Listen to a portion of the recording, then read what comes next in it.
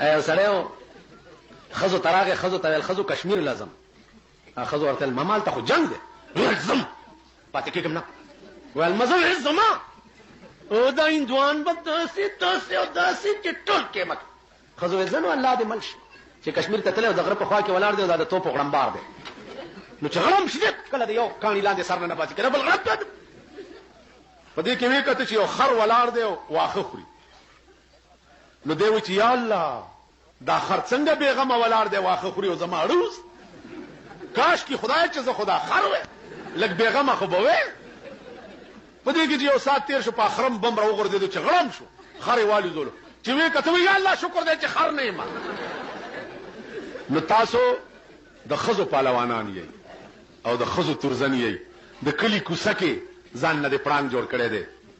دا څه توره ده